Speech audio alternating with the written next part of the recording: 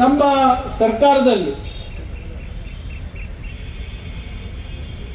Government ರೆಕ್ರೂಟ್ಮೆಂಟ್ನಲ್ಲಿ corruption ನಡೀಬಾರ್ದು ಅಂದ್ಬಿಟ್ಟು ಒಂದು ಹೊಸ ವಿಧೇಯಕನ ಕೂಡ ತಂದಿರೋದು ನಾನೇ. ಹಿಂದೆ ಆಪೋಸಿಷನ್ ಅಲ್ಲಿ ಇದ್ದಾಗ prevention of corruption in government recruitment ಅಂದ್ಬಿಟ್ಟು ಒಂದು ಪ್ರೈವೇಟ್ ಬಿಲ್ ಅನ್ನು ನಾನು ಮೂವ್ ಮಾಡಿದ್ದೆ ಬೆಳಗಾವಿ ಅಧಿವೇಶನದಲ್ಲಿ. ಅವಾಗ ನಮ್ಮಲ್ಲಿ ಆ ಶಕ್ತಿ ಇರಲಿಲ್ಲ ಅಸೆಂಬ್ಲಿನಲ್ಲಿ, ಸೊ ಅದಕ್ಕೆ ಅದು ಬರೀ ಚರ್ಚೆ ಆಗಿತ್ತು. ಆದರೆ ತಮ್ಮೆಲ್ಲರ ಆಶೀರ್ವಾದದಿಂದ ಯಾವಾಗ ನಮ್ಮ ಸರ್ಕಾರ ಬಂತು, ಇದನ್ನ ಆಕ್ಟ್ ಅನ್ನ ಮಾಡಿ ಇವಾಗ ಇನ್ನೇನು 1-2 ವಾರದಲ್ಲಿ ಅದಕ್ಕೆ ರೂಲ್ಸ್ ಅನ್ನ ಮಾಡಿ ಮುಂಬರುವ ದಿನಗಳಲ್ಲಿ ಸರ್ಕಾರದ ರೆಕ್ರೂಟ್ಮೆಂಟ್ ನಲ್ಲಿ ಯಾವುದೇ ರೀತಿಯಾದಂತಹ ಭ್ರಷ್ಟಾಚಾರ ಆಗಬಾರ್ದು ಅಂದ್ಬಿಟ್ಟು ಒಂದು ವಿಧೇಯಕವನ್ನೇ ನಾವು ಸ್ಟೇಟ್ ಗೌರ್ಮೆಂಟ್ ಇಂದ ನಾವು ಮಾಡ್ತಾ ಇದ್ದೀವಿ. ಯಾರಿಗೂ ಕೂಡ ಅನ್ಯಾಯ ಆಗಬಾರ್ದು.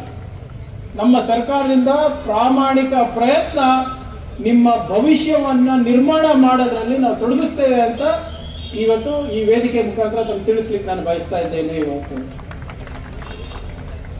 ಈಗಾಗಲೇ ಸಾಕಷ್ಟು ಇದ್ರ ಬಗ್ಗೆ ಚರ್ಚೆ ಆಗಿದೆ. ತಮ್ಮ ಬೇಡಿಕೆಗಳ ಬಗ್ಗೆ ಹೆಚ್ಚೇನು ನಾನು ಮಾತಾಡ್ಲಿಕ್ಕೆ ಹೋಗೋದಿಲ್ಲ. ಹಿಂದೆ ಕೂಡ ನಮ್ಮ ಯುವ ಸ್ನೇಹಿತರು ಬಂದು ನನ್ನ ಹತ್ರ ಭೇಟಿ ಆಗಿದ್ರು. ತಾವು ಭೇಟಿ ಆದಮೇಲೆ ತಮ್ಮ ಬೇಡಿಕೆಗಳನ್ನು ಮಾನ್ಯ ಮುಖ್ಯಮಂತ್ರಿಗಳಿಗೆ ನಾನು ಅವ್ರ ಮುಂದೆ ಚರ್ಚೆ ಮಾಡಿದೆ. ಅವರು ಕೂಡ ಇದನ್ನ ಎಲ್ಲ ತಜ್ಞರ ಹತ್ರ ಕರೆಸಿ ಮಾತನಾಡಿ ಚರ್ಚೆ ಮಾಡ್ತೀನಿ ಅಂತ ಹೇಳಿದ್ರು. ಅವ್ರು 2-3 ಸುತ್ತಿನ ಮಾತುಕತೆಯನ್ನು ಕೂಡ ಮಾಡಿದ್ರು. ಮೊನ್ನೆ ಕೂಡ ನಮ್ಮ US ಕ್ಯಾಂಪಸ್ ಇಂದ ಕೆಲವು ಜನರು ನಮ್ಮ ಅಶೋಕ್ ಹೋಟೆಲ್ನಲ್ಲಿ ನಮ್ಮದೇ ಇಲಾಖೆದು ಇಂಡಿಯಾ ನ್ಯಾನೋ ಕಾನ್ಫರೆನ್ಸ್ ಇತ್ತು. ಅಲ್ಲೂ ಕೂಡ ನೀವು ಬಂದು ಮುಖ್ಯಮಂತ್ರಿಗಳಿಗೆ ಕಟ್ಟೆ ಮೇಲೆ ಕೂಡಿಸ್ಕೊಂಡು ಏನಿದೆ ಅಂತ ನಿಮ್ಮ ಸಮಸ್ಯೆ ಏನಿದೆ ಅಂತ ಹೇಳಿದ್ರು. ಮಾನ್ಯ ಮುಖ್ಯಮಂತ್ರಿಗಳು ತಮ್ಗೆ ಅವಾಗ ಒಂದು ಮಾತು ಹೇಳಿದ್ರು, ಇಲ್ಲಪ್ಪ ನೀವು 2021-22 ಇಸ್ವಿನಲ್ಲಿ ಈ cadre and recruitment rules change ಆಗಿ C&R ರೂಲ್ ಚೇಂಜ್ ಆದಾಗ ನೀವು ಯಾಕೆ ಸುಮ್ಮನೆ ಕೂತಿದ್ರಿ ಹಿಂದಿನ ಸರ್ಕಾರದಲ್ಲಿ, ಯಾಕೆ ನನ್ನ ಗಮನಕ್ಕೆ ತಂದಿಲ್ಲ ಅವಾಗ? ಅಥವಾ ನಮ್ಮ ಸರ್ಕಾರ ಬಂದು 2.5 ವರ್ಷ ಆಗ್ತಾ ಇದೆ, 3 ವರ್ಷ ಆಗ್ತದೆ, ಯಾಕೆ ಗಮನಕ್ಕೆ ತಂದಿಲ್ಲ ಅಂತ ಕೇಳಿದ್ರು. ಅವಾಗೆಲ್ಲ ಸ್ನೇಹಿತರು ಹೇಳ್ತಾ ಇದ್ರು, ಇಲ್ಲ ಸರ್ ನಾವು ಹೇಳ್ತಾನೆ ಇದೀವಿ, ಯಾರು ಕೇಳೋರಿಲ್ಲ, ಪತ್ರ ವ್ಯವಹಾರ ಮಾಡ್ತಾ ಇದೀವಿ, ಕೇಳೋರಿಲ್ಲ ಅಂತ, ರೆಪ್ರೆಸೆಂಟೇಷನ್ ಕೊಟ್ಟಿದೀವಿ ಅಂತ. ಆದರೆ ಅದು ಅಧಿಕಾರಿ ಮಟ್ಟದಲ್ಲೇ ಇತ್ತು. ನನ್ನ ಗಮನಕ್ಕೂ ಬಂದಿರಲಿಲ್ಲ, ನಮ್ಮ ವಿನಯ್ ಕುಲಕರ್ಣಿ ಅವ್ರ ಗಮನಕ್ಕೂ ಬಂದಿರಲಿಲ್ಲ, DK ಸಾಹೇಬ್ರ ಗಮನಕ್ಕೂ ಬಂದಿರಲಿಲ್ಲ. ಬಂದ ಕೂಡಲೇ ಮೊನ್ನೆ ತಾವು ಯಾವಾಗ ಅದೇ ಈಗ ಏನಾಗಿದೆ ಸರ್, ಅದು ತುರ್ತಾಗೆ ಬಂದಾಗೆ ಅವಾಗೆ ನಿಮ್ಗೆಲ್ಲ ನೆನ್ಪು ಬರೋದು. ಅಲ್ಲಿ ತನಕ ಸರ್ಕಾರನೂ ಬೇಡ ನಿಮಗೆ, ನಾನು ಬೇಡ ನಿಮಗೆ, ಆದ್ರೆ ಕುತ್ತಿಗೆಗೆ ಬಂದಾಗೆ ಬರ್ತದೆ. ಆದ್ರೆ ಏನೇ ಇರಲಿ ನೋಡಿ, ಇದು ನಿಮ್ಮ ಗಡ್ಡಿಗೆ ಬಂಕಿಗೆ ಆದ್ರೆ ಬಾವಿ ತೋಡಕ್ ಸ್ಟಾರ್ಟ್ ಮಾಡೋದು. ವಾಟ್ ಎವರ್ ಇಟ್ ಈಸ್, ನಂದು ಒಂದು ಸ್ಪಷ್ಟವಾದಂತಹ ಸಂದೇಶ ಇದೆ. ಇವತ್ತು ಇದು ನಿಮ್ಮ ಸರ್ಕಾರ. ಇವತ್ತು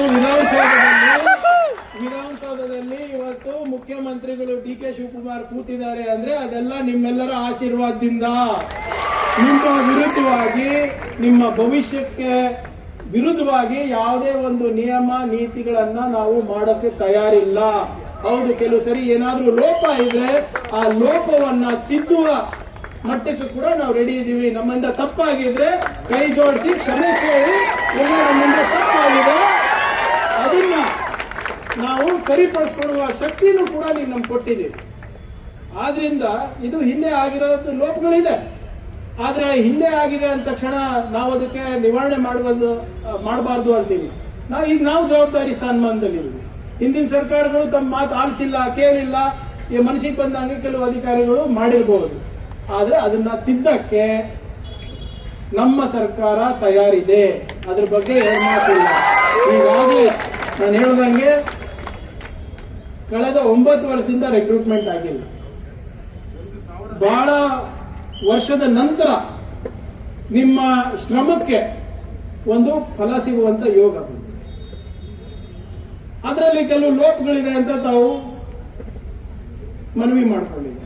4 ಬೇಡಿಕೆ ಇದೆ. ಅದನ್ನ ನಾನು ಮತ್ತೆ ಪುನರುಚ್ಚರಿಸಕ್ಕೆ ಹೋಗೋದಿಲ್ಲ. ಯಾಕಂದ್ರೆ ಈಗಾಗಲೇ ಹಿರಿಯರಾದಂಥ ಗೋಪಾಲಗೌಡ ಸಾಹೇಬರು ಮತ್ತೆ ವಿನಯ್ ಕುಲಕರ್ಣಿ ಅಣ್ಣವರು ಮತ್ತೆ ಇಲ್ಲಿರುವಂತ ಎಲ್ಲ ಯುವ ಸ್ನೇಹಿತರು ಆಗಲೇ ಹೇಳಿದ್ದಾರೆ. ಇದು ಮೊನ್ನೆ ಚರ್ಚೆ ಆದ ನಂತರ ನಿನ್ನೆಯಿಂದ ನಿರಂತರವಾಗಿ ಮಾನ್ಯ ಮುಖ್ಯಮಂತ್ರಿಗಳು ಇದ್ರ ಬಗ್ಗೆ ಚರ್ಚೆ ಮಾಡ್ತಾ ಇದ್ದಾರೆ. ನನಗೂ ಕೂಡ ಒಂದೆರಡು ಸಭೆ ಕರೆದಿದ್ರು, ಈಗಲೂ ಕೂಡ ಅದೇ ಸಭೆಯಿಂದ ನಾನು ಬರ್ತಾ ಇದ್ದೀನಿ. ಬಹಳ ಸ್ಪಷ್ಟವಾದಂತ ನಿರ್ದೇಶನ ಮಾನ್ಯ ಮುಖ್ಯಮಂತ್ರಿಗಳು ಅಧಿಕಾರಿಗಳಿಗೆ ನೀಡಿದ್ದಾರೆ. ನಮ್ಮ ವಿದ್ಯಾರ್ಥಿ ಸಮುದಾಯಗಳಿಗೆ ಸಂದೇಶ ಕೊಟ್ಟು ಬಾ ಅಂದ್ಬಿಟ್ಟು ನನಗೆ ಕಳಿಸಿದ್ದಾರೆ. ನಿಮ್ಮ ಈ 4 ಬೇಡಿಕೆಗಳನ್ನ ಸರ್ಕಾರ ಸಂಪೂರ್ಣವಾಗಿ ಆಲಿಸಲಿಕ್ಕೆ ತಯಾರಿದ್ದೆ. ತಮ್ಮ 4 ಬೇಡಿಕೆಗಳಿವೆ. ದಯವಿಟ್ಟು ಒಂದು ನಿಮಿಷ. ತಮ್ಮ 4 ಬೇಡಿಕೆಗಳಿಗೆ ಮಾನ್ಯ ಮುಖ್ಯಮಂತ್ರಿ ಅವರ ಸೂಚನೆಯಂತೆ ಒಂದು ವಿಶೇಷವಾದಂತಹ ತಜ್ಞರ ಸಮಿತಿಯನ್ನು ರಚಿಸಿ ಮುಂದಿನ 15 ದಿನಗಳ ಒಳಗಡೆ ಆ ಸಮಿತಿಯನ್ನ ವರದಿ ಪಡೆದು C&R ರೂಲ್ಸ್ ಏನು, C&R ಕುರಿತು ಏನು ನಾವು ನಿಯಮಾನುಸಾರ ಕ್ರಮ ವಹಿಸಬೇಕು, ಏನು ಬದಲಾವಣೆ ಮಾಡಬೇಕು ಅಥವಾ ಇನ್ನೇನಾದ್ರೂ ನಾವು ಅಡಿಷನ್ ಮಾಡಬೇಕು, ಅದನ್ನ ಏನು ನಿಮ್ಮ ಪ್ರಸ್ತುತ ರೆಕ್ರೂಟ್ಮೆಂಟಿಗೆ ಏನು ಆದೇಶವನ್ನು ಹೊರಡಿಸಬೇಕು ಆ ಸಮಿತಿ ಮುಖಾಂತರ ಮಾನ್ಯ ಮುಖ್ಯಮಂತ್ರಿಗಳಿಗೆ ವರದಿ ಸಲ್ಲಿಸಿದ ಮೇಲೆ ನಾವು ಮಾಡ್ತೀವಿ ಅಂತ ಮಾನ್ಯ ಮುಖ್ಯಮಂತ್ರಿಗಳು ಬಹಳ ಸ್ಪಷ್ಟವಾದಂತ ಸಂದೇಶವನ್ನ ಕೊಟ್ಟಿದ್ದಾರೆ. ತಾತ್ಕಾಲಿಕವಾಗಿ ಮುಂಬರುವ ಏನು ನಿಮ್ಮ ಕೃಷಿ 9ನೇ ತಾರೀಕಿನ ನಮ್ಮ ಕೃಷಿ 8-9ನೇ ತಾರೀಕು ಏನು ಕೃಷಿ ಪದವೀಧರರ ಹಿತದೃಷ್ಟಿಯನ್ನು ಕಾಪಾಡುವ ನಿಟ್ಟಿನಲ್ಲಿ ಈ ಪರೀಕ್ಷೆ ಇತ್ತು, ಅದು ತಾತ್ಕಾಲಿಕವಾಗಿ ಮುಂದೂಡಲಾಗಿದೆ.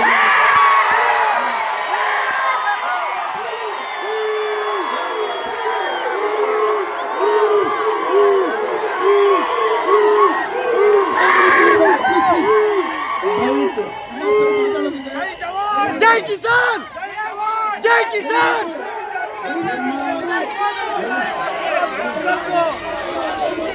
ಒಂದ್ ನಿಮಿಷ ದಯವಿಟ್ಟು ಕೇಳಿ ನನ್ನ ಮಾತು. ಮಾನ್ಯ ಮುಖ್ಯಮಂತ್ರಿಗಳ ಸಂದೇಶ ಬಹಳ ಸರಳವಾಗಿದೆ.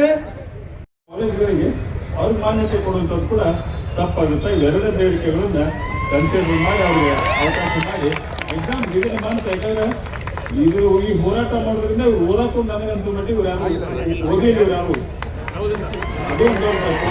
ಹೋರಾಟ ಮಾಡಿದಾಗ ನನಗನ್ಸೋ ಮಟ್ಟಿಗೆ ಇವ್ರು ಪುಸ್ತಕ ಇರಲಿಲ್ಲ ಒಂದು. ಅದಕ್ಕೆ ಇದನ್ನ ಒಂದು 1 or 2 months ಮುಂದೆ ಹಾಕಿ ಇದನ್ನ ಕನ್ಸಿಡರ್ ಮಾಡಿ ಮಾಡಿಕೊಟ್ರೆ ನಾನು